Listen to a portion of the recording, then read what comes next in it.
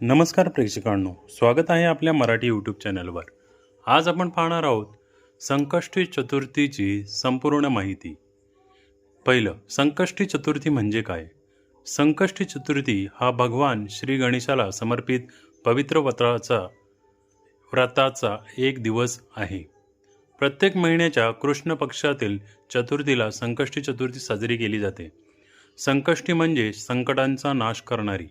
या दिवशी गणपतीची भक्तिभावाने पूजा केल्यास जीवनातील अडचणी दूर होतात अशी श्रद्धा आहे।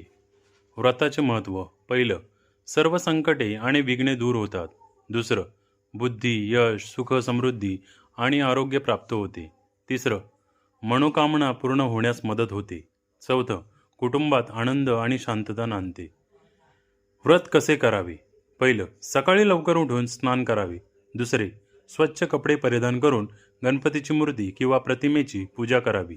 तिसरं, दुर्वा, लाल फुले, शेंदूर, अक्षता, मोदक किंवा लाडू अर्पण करावेत।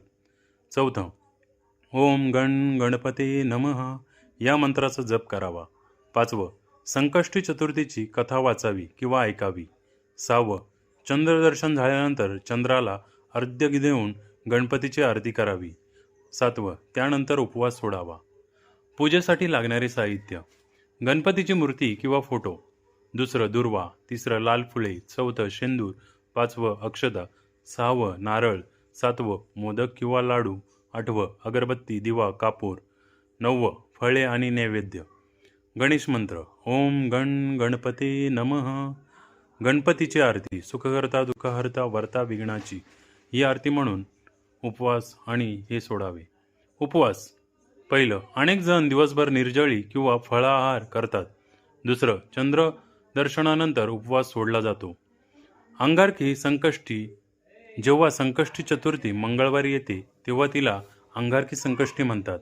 या दिवसाचे विशेष महत्त्व मानले जाते। श्रद्धेनुसार मिळणारे फळ: संकष्टीचे व्रत श्रद्धा आणि भक्तीने केल्यास श्री गणेशाची कृपा प्राप्त होते, विघ्ने दूर होतात आणि जीवनात सुख समृद्धी येते अशी धार्मिक मान्यता आहे। अशाच नवनवीन माहितीसाठी आपल्या चॅनलला लाईक, सबस्क्राईब, शेअर आणि कमेंट्स करायला नक्की विसरू नका। धन्यवाद।